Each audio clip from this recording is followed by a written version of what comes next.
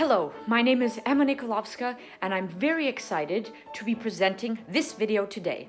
It is one of a series of 4 videos which will be released every day this week, leading up to Friday's recital, which Stephen Philcox and I have put together for the Toronto Summer Music Festival. On this occasion, I'm wearing one of my favorite hats to speak about one of my favorite topics, and that is programming. What is programming? Why do we do it? And how do we do it? These are things which I think about very often and which I discuss with my colleagues and my friends. And over the next 4 days, I will be giving snack-sized segments that talk about some of the basics of programming and give you some insight into the kitchen and what goes on in the kitchen, because indeed programming is a form of cooking with sound. And every time musicians put together a program, it is like putting together a meal for their audience. We tell stories through different flavors and through different sound worlds. And it is so much fun to elaborate on a topic like this, which can be very subjective, but also contains certain principles which are true in life as they are in art, which inform the way that we program and the choices that we make in our repertoire. Several years ago, I had an experience as an audience member in Toronto, which profoundly affected the way I think about music in general and also programming.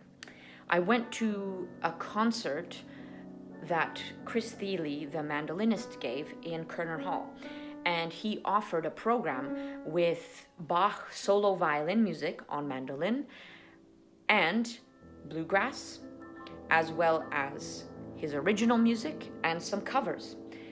And that evening absolutely blew my mind, because Bach sounded different when it was juxtaposed with bluegrass music and vice versa. And in that moment, I realized that programming is so important because it has the power to redefine an entire sound world in the imagination of an audience. It's a fascinating kind of alchemy where you get to turn different styles and aesthetics on their head, and where there were 2 things rubbing shoulders, now you have a third entity created just through their juxtaposition.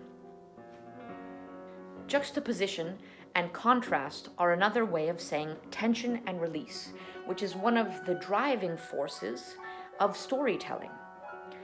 In programming, we are essentially playing around with predictable and unpredictable patterns of tension and release in order to take the audience through a diverse spectrum of human experience and emotion. And the tools we have at our disposal to do this include context and proportion. And I will be further expanding on context and proportion in the next few episodes. So I look forward to continuing the conversation tomorrow. Please join me back here for more snack-sized thoughts on programming. Thank you for listening.